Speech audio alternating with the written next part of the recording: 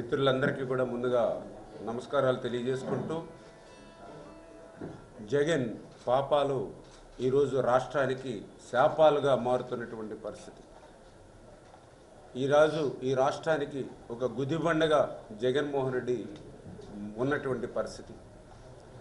ఈరోజు ఆంధ్రప్రదేశ్ రాష్ట్రంలో ఎప్పుడూ లేనిటువంటి విధంగా మరి వరదలు ముంచెత్తి వేలాది మంది ఇబ్బందులు, కష్టాలు, సమస్యల్లో ఉంటే అటువంటి వారి పట్ల కనీసం కనికరం, మమకారం కూడా లేకుండా ఎవరైతే దాడులు చేసి నేర చరిత్ర కలిగినటువంటి నేరస్తులుగా ఎవరైతే రిమైండ్లో ఉన్నటువంటి వ్యక్తిని పలకరించడానికి జగన్మోహన్ రెడ్డి తన సమయాన్ని వినియోగించాడని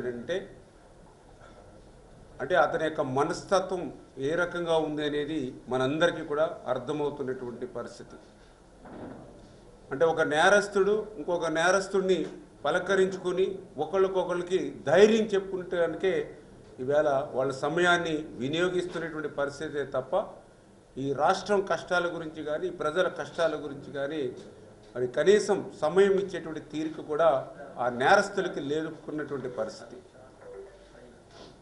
అందులో కూడా పర్టికులర్గా ఈవేళ నేరస్తుల్ని, ముద్దాయిల్ని పలకరించడానికి జైలుకి పోవడమే కాకుండా బయటకు వచ్చి మీడియాతో మాట్లాడుతూ నోటుకొచ్చినటువంటి అబద్ధాలు, అసత్యాలు వల్లివేస్తూ ప్రజల్ని మరొక్కసారి భ్రమపట్టాలి అనేటువంటి ఆలోచనతో ఆ రోజు ఒక్క ఛాన్స్ అని ప్రజల్ని ఏ రకంగా అయితే ఏమార్చి 5 సంవత్సరాల ఆంధ్రప్రదేశ్ రాష్ట్ర సంపదను ఏ రకంగా అయితే లూటీ చేశాడో మళ్ళీ తిరిగి అదే విధంగా ఈరోజు ప్రజలను మభ్యపెట్టాలనేటువంటి మాయ చేయాలనేటువంటి ఆలోచనతో మళ్ళీ అదే అసత్యాలు, అదే అబద్ధాలు ఆయన మాట్లాడుతున్నటువంటి పరిస్థితి. ఏదైతే ఈరోజు విజయవాడ నగరాన్ని ముంచేసినటువంటి బుడమేరు పాపం నీది కాదా అని చెప్పి జగన్మోహన్ రెడ్డిని సూటిగా అడుగుతూ ఉన్నా. ఎందుకంటే ఏదైతే ఈ యొక్క బుడమేరుకు సంబంధించి ఆ రోజు మరి ప్రధానంగా వెలగలేరు దగ్గర నుంచి హెడ్ రెగ్యులేటర్ దగ్గర నుంచి మరి కృష్ణానదికి 11 కిలోమీటర్లు ఏదైతే ఉందో ఆ బుడమేరుని డైవర్షన్ ఛానల్గా ఆ రోజు కేవలం ఒక 5,000-6,000 క్యూసెక్కులకు మాత్రమే మార్గం ఉన్నటువంటి ఆ డైవర్షన్ ఛానల్ని ఇటువంటి ఫ్లాష్ ఫ్లడ్స్ వస్తాయనేటువంటి ఆలోచనతో పోలవరం రైట్ మెయిన్ కెనాలు మరి నీరంతా కూడా ఈ డైవర్షన్ ఛానల్ ద్వారానే ఇప్పుడు పట్టిసీమ నీరు ఎట్లా పోతుందో ఆ మాదిరిగానే రేపు భవిష్యత్తులో పోలవరం రైట్ మెయిన్ కెనాల్ నీరు కూడా మరి ఈ డైవర్షన్ ఛానల్ ద్వారానే మరి కృష్ణానదికి పవిత్ర సంగమం ద్వారా చేరాలనే ఉద్దేశంతో మరి ఏదైతే 37,500 క్యూసెక్కుల నీరు సామర్థ్యం కలిగేటువంటి విధంగా ఆ బుడమేరు ఏదైతే డైవర్షన్ ఛానల్ని ఎక్స్టెండ్ చేయడానికి అదేవిధంగా ఏదైతే లైనింగ్ చేయడానికి ఆ రోజు చంద్రబాబు నాయుడు గారు 2014లో మరి ఆయన నిజంగా 464 కోట్లు ఏదైతే జీవో నెంబర్ 638 638 జీవో తోటి 2014 9/10/2014 సంవత్సరం 464 కోట్లు ఏదైతే లైనింగ్కి అదేవిధంగా ఎక్స్టెన్స్కి ఆ రోజు చంద్రబాబు నాయుడు గారు అధికారంలోకి వచ్చినటువంటి మరుక్షణమే బుడమేరుని ఎక్స్టెన్షన్ చేయాలి అనేటువంటి ఆలోచనతో ఆ రోజు జీవో ఇచ్చి టెండర్లు పిలిచి 3 ఏజెన్సీలు వచ్చి ఆ రోజు 5 సంవత్సరాల్లో మరి 70-80% పనులు చేస్తే మిగిలినటువంటి బ్యాలెన్స్ పనులు కూడా మరి ఆ రోజు 13 మరి ఏదైతే 3/2019న మరొక 255 కోట్ల రూపాయలు అంటే ఇంకా బ్యాలెన్స్ వర్క్స్ ఏవైతే ఉన్నాయో అవి కూడా చేయాలనే ఉద్దేశంతో మళ్ళీ మరి ఏదైతే ఆ రోజు 206 కోట్లకు మరి ఆ రోజు 2019లో బ్యాలెన్స్ వర్క్లకు కూడా మరి జీవో ఇచ్చి టెండర్లు పిలిచి వర్క్ ఆర్డర్లు ఇచ్చాం. మరి నేను అడుగుతూ ఉన్నాను జగన్మోహన్ రెడ్డిని, మరి తర్వాత 2019లో నువ్వు అధికారంలోకి వచ్చిన తర్వాత మరి 5 సంవత్సరాలలో మరి కనీసం ఎందుకు ఒక్క ₹10 పని ఆ యొక్క డైవర్షన్ ఛానల్లో చేయలేదు? నీ 5 సంవత్సరాల పాలనలో ఒక్క తట్ట మట్టి ఆ బుడమేరులో ఎందుకు పని చేయలేదు? ఒక్క అరబస్తా సిమెంటు ఎందుకు ఆ డైవర్షన్ ఛానల్లో చేయలేదు?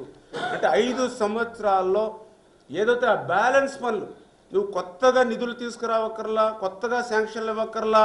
చంద్రబాబు నాయుడు గారు 80% ఏదైతే ఆ డైవర్షన్ ఛానల్ బుడమేరులో చేశారో ఆ మిగిలిన బ్యాలెన్స్ పనులు నీ 5 సంవత్సరాల్లో పూర్తి చేసి ఉంటే ఈరోజు ఆ బుడమేరు ఏదైతే డైవర్షన్ ఛానల్ ఆ లైనింగ్ పూర్తి అయ్యి ఉంటే ఈవేళ గండ్లు పడి ఉండేవి కాదు కదా. అక్కడ గండ్లు పడకుండా ఉంటే ఈరోజు విజయవాడ సిటీ మునిగి ఉండేది కాదు కదా. అంటే ఈ రకంగా విజయవాడ పట్టణాన్ని నీ చేతకాని తనంతో నీ అసమర్థతో ముంచేసినటువంటి పాపం నీది కదా. ఏ ముఖం పెట్టుకుని మళ్ళీ నువ్వు బుడమేరు గురించి మాట్లాడుతున్నావు అని చెప్పి ఈరోజు జగన్మోహన్ రెడ్డిని సూటిగా ప్రశ్నిస్తున్నామని చెప్పి మీ ద్వారా ఈ సందర్భంగా తెలియజేసుకుంటూ, ఏదైతే ఇంకా విచిత్రం ఏంటంటే నేను గత 10 రోజులుగా బుడమేరుకు సంబంధించినటువంటి గండ్లను మరి ఏదైతే పూడ్చేటువంటి ప్రయత్నంలో అక్కడే ఉన్నటువంటి స్థితిలో ఏదైతే ఆ బుడమేరు డైవర్షన్ ఛానల్ మీద కొన్ని బ్రిడ్జెస్ ఇవి కూడా నేను అక్కడ చూడడం జరిగింది. చాలా ఆశ్చర్యం అనిపించింది. దగ్గర దగ్గర ఇటువంటివి 4 బ్రిడ్జిలు. అంటే చంద్రబాబు నాయుడు గారి హయాంలో ఆ డైవర్షన్ ఛానల్ 11 కిలోమీటర్లు ఏదైతే ఉందో అక్కడ ఉన్నటువంటి గ్రామాలకి 4 ప్లేసుల్లో, ఉదాహరణకు ఒక ఏదైతే ఇక్కడ మీకు బ్రిడ్జిని చూపిస్తూ ఉన్నా, ఇటువంటి 4 బ్రిడ్జిల్లో ఆయన నిర్మాణం చేశాడు. దురదృష్టం ఏంటంటే ఈయన 5 సంవత్సరాల్లో కనీసం ఆ బ్రిడ్జిని వాడుకోవడానికి అటువైపు ఇటువైపు కంకర పెట్టి అప్రోచ్ చేయలేకపోయాడు. కనీసం మట్టేసి అప్రోచ్ కూడా వేయలేకపోయాడు. నువ్వా బుడమేరు గురించి మాట్లాడేది? కట్టినటువంటి బ్రిడ్జిలకు కూడా కనీసం ఒక 10 బళ్ళు మట్టి కూడా పోసి అప్రోచ్ లేనిటువంటి నువ్వు బుడమేరు గురించి, బుడమేరు గండ్ల గురించి మాట్లాడితే ఎట్లా జగన్? ఇది ఎట్లా ప్రజలు నిన్ను క్షమించాలి? అంటే ఈ ప్రజాస్వామ్యంలో ఇటువంటి వాళ్ళు ఉండడానికి అర్హత లేదనేటువంటి విషయాన్ని మరొక్కసారి దీని ద్వారా మీకు గుర్తు చేస్తూ, మరి అదేవిధంగా రెండవది మీ అందరికీ తెలుసు, ఏదైతే ఎలగలేరు ఏదైతే హెడ్ రెగ్యులేటర్ ఏదైతే ఉందో, ఇప్పుడు మన హెడ్ రెగ్యులేటర్ నుంచి ఇటు కృష్ణా నదికి 11 కిలోమీటర్లు ఈ డైవర్షన్ ఛానల్లో అతను చేసినటువంటి నిర్వాహకం ఏదైతే పనులు చేయని పోయినాన్ని ఇప్పుడు మనం చూసాం. అదేవిధంగా ఏదైతే ఈ వెలగలేరు రెగ్యులేటర్ నుంచి ఏదైతే ఎనికేపాడు ఏదైతే ఉందో, అంటే విజయవాడ సిటీ మీద నుంచి ఎనికేపాడు ఏదైతే దగ్గర నుంచి గుడివాడ మీద నుంచి ఇట్లా కొల్లేరుకి డైరెక్ట్గా ఏదైతే బుడమేరు పోతూ ఉందో ఆ రూట్లో కూడా నువ్వు చేసినటువంటి అన్యాయం ఏదైతే గత ప్రభుత్వంలో ఆ బుడమేరు డైరెక్ట్గా వెళ్ళేటువంటి కొల్లేరుకి వెళ్ళేటువంటి ఏదైతే ఉందో దానికి సంబంధించినటువంటి పనులు అవి కూడా నిర్దాక్షిణ్యంగా రద్దు. మేము ఏదో రాజకీయంగా నీ మాదిరిగా నోటికి ఏదొస్తే అది మాట్లాడట్లా. ఇదిగో అంత రికార్డెడ్గా 2020లో 8/7/2020 జీవో నెంబర్ 365 365 జీవో ప్రకారం 2020లో నువ్వు ఆ రోజు 198 పనులను రద్దు చేశావు. 198 పనులు జగన్మోహన్ రెడ్డి, మరొక్కసారి 198 పనులు రద్దు చేశావు. నువ్వు రద్దు చేసినటువంటి 198 పనుల్లో ఇదిగో ఏదైతే 40వ నెంబర్ వరకు ఏదైతే ఇక బుడమేరుకు సంబంధించినటువంటి వర్క్స్ 40, 41, 42, 43, 51 అంటే 5 పనులు. అంటే నువ్వు రద్దు చేసినటువంటి 198 పనుల్లో ఈ బుడమేరుకు సంబంధించి 5 పనులు నువ్వు రద్దు చేసావు. దగ్గర దగ్గర దీని విలువ చూసినట్లయితే 73 కోట్లు. అంటే ఏదైతే ఎనికేపాడు నుంచి ఏదైతే క్రింద కొల్లేరు వరకు కూడా ఏదైతే ఎక్స్టెన్షను, అదేవిధంగా డీసిల్టింగ్. ఇది అంటే ఏదైతే ఎనికేపాడు నుంచి ఈ పనులు చేసి ఉండుంటే ఈవేళ ఆ బుడమేరు డైరెక్ట్ ఛానల్ ద్వారా ఏమాత్రం నీరు వచ్చినా కూడా క్రిందకి పరిగెత్తుకుంటూ పోయేది కొల్లేరుకి. మరి ఆ నిర్దాక్షిణ్యంగా ఇది ఎమర్జెన్సీ వర్క్స్ అని తెలిసినా కూడా బుడమేరు అనేది బెజవాడక ఒక దుఃఖదాయిని లాంటిగా ఉంటుంది. శాశ్వత పరిష్కారం బుడమేరుకి కల్పించాలనే ఉద్దేశంతో అడుగడుగునా కూడా ఆ రోజు 2014-19లో చంద్రబాబు నాయుడు గారు ఇట్లా నిధులిచ్చి పనులు చేస్తే నువ్వు పనులు చేయడం మాట అటుంచి కొత్తగా ఉన్న పనులు కూడా రద్దు చేసినటువంటి నీకు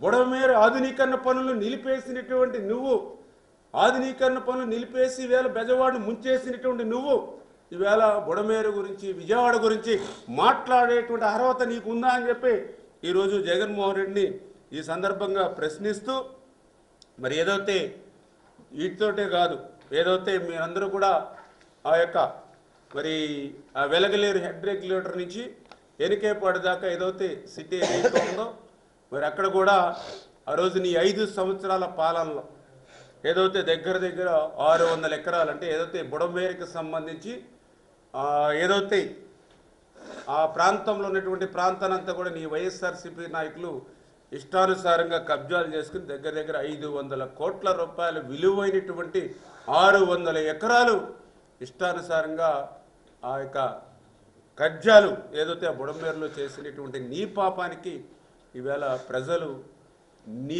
నీవు చేసిన పాపం ఈవేళ శాపంగా మారినటువంటి పరిస్థితి దుస్థితి ఈవేళ చాలా క్లియర్గా కనపడుతూ ఉంది.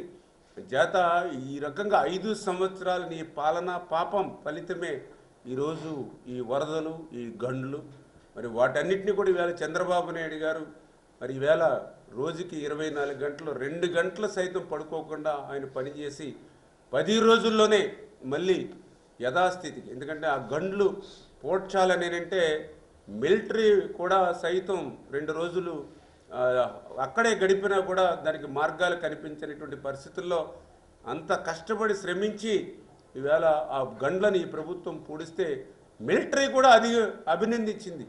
ఏంటి ఇటువంటి క్లిష్టమైనటువంటి ఏరియాలో ఎటువంటి ట్రాన్స్పోర్టేషన్ లేనటువంటి ప్రాంతంలో వాతావరణం సహకరించినటువంటి స్థితిలో కూడా ఈవేళ గవర్నమెంట్ ఆఫ్ ఆంధ్రప్రదేశ్ అద్భుతంగా పనిచేసి గండ్లను పూడ్చిందని మిలిటరీ సైతం ఈవేళ ప్రశంసిస్తే ఈవేళ నీకు బాధ ఆవేదన ఆక్రోశం నువ్వు వెళ్ళబుచ్చుతున్నటువంటి పరిస్థితి. ప్రజలు ఈ మాదిరిగా ఉంటే నిన్ను క్షమించరనే విషయాన్ని కూడా మరొక్కసారి ఈ సందర్భంగా తెలియజేసుకుంటూ, అదేవిధంగా ఏదైతే నువ్వు ఈరోజు మాట్లాడుతూ ఏదైతే ప్రకాశం బ్యారేజీ కోసం మాట్లాడుతూ ఉన్నావు, నిజంగా ప్రకాశం బ్యారేజీ అంటే ఈవేళ తెలుగు జాతి ప్రజల ఆస్తి. ఆ రోజు మరి ఏదైతే 1853లో ఒక ఆనకట్ట మాదిరిగా నిర్మాణం జరిగి దగ్గర దగ్గర 100 సంవత్సరాలు మరి సేవలు అందించి మళ్ళీ 1954లో వరదలకు దెబ్బతింటే మన ఆంధ్రప్రదేశ్ రాష్ట్ర ప్రభుత్వం బ్యారేజీగా నిర్మాణం చేసి టంగుటూరి ప్రకాశం పంతులు గారి ప్రకాశం బ్యారేజీగా నామకరణం చేసుకుని 13,08,000 ఎకరాల ఆయకట్టుకు సాగునీరు అందిస్తూ లక్షలాది మంది ప్రజల దాహార్తిని తీర్చేటువంటి బ్యారేజీ ప్రకాశం బ్యారేజీ. దగ్గర దగ్గర ఏదైతే 5-6 జిల్లాలకు ఒక వర ప్రసాదని మన ప్రకాశం బ్యారేజీ. మరి అటువంటి ప్రకాశం బ్యారేజీ మీద కూడా నువ్వు కుట్ర పన్ని ఆవేళ భగవంతుడు దయతోటి ఆ దేవుని దయతోటి ఈవేళ ఏదైతే ఆ ప్రకాశం బ్యారేజీ కాపాడుకున్నటువంటి స్థితిలో మరి దాని మీద కూడా నీ కుట్రలు కనపడకుండా మరి ఈరోజు కూడా నువ్వు మాట్లాడుతూ ఉన్నావు. చాలా క్లియర్గా ఏదైతే ఆ రోజు పడవలు ఏదైతే ఉన్నాయో, ఏదైతే ఆ రోజు కొట్టుకొచ్చినటువంటి సమయంలో చూస్తే అనేక అనుమానాలు రేకెత్తుతూ ఉన్నాయి. అందులో కూడా పర్టికులర్గా ఎవరైతే ఆ పడవలకు సంబంధించినటువంటి యజమానులు ఎవరైతే ఉన్నారో వాళ్ళకి రామ్మోహన్ కానీ, ఆయన చాలా క్లియర్గా అందరికీ తెలుసు. రామ్మోహన్ అనేది తలసిల రఘురాము మేనల్లుడు అనేటువంటి విషయం అందరికీ తెలుస్తున్నటువంటి విషయమే.